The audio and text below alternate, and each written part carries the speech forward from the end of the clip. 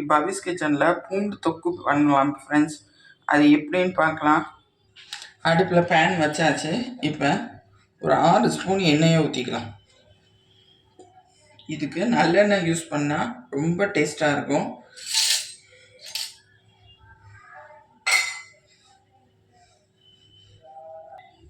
எண்ணெய் சூடாயிடுச்சு. இதில் ஒரு சின்ன நெல்லிக்காய் அளவு புளி,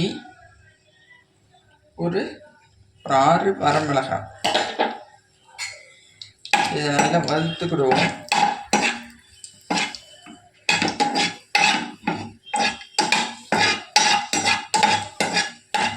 இதை எடுத்துடலாம். நிறம் மாறணும்னு அவசியம் இல்லை.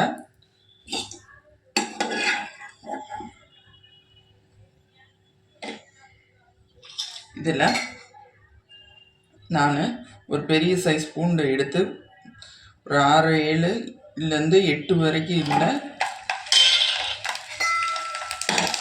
பூண்டை எடுத்துருக்கேன். அதையும் வதக்கிக்கலாம்.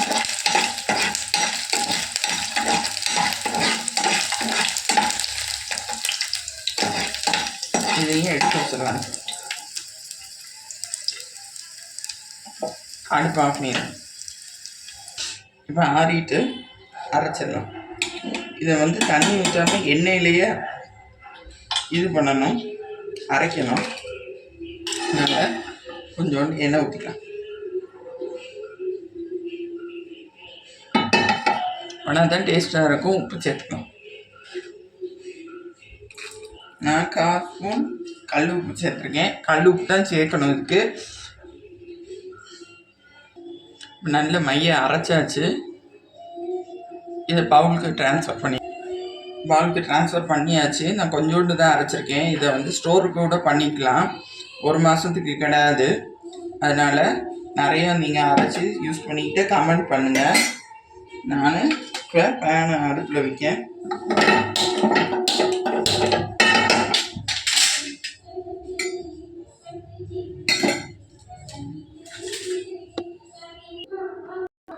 எண்ணெய் சூடாயிடுச்சு. இப்போ 1/4 ஸ்பூன் கடுகு உளுந்தம் பருப்பு,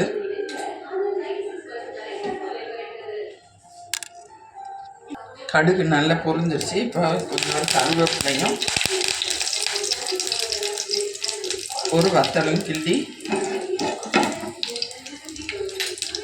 நல்லா பொரிஞ்சோன்னே அடுப்பு ஆஃப் பண்ணியிருக்கேன்.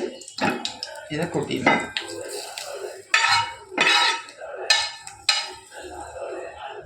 இப்போ சூப்பரான வாசனையான பூண்டு தொக்கு ரெடி.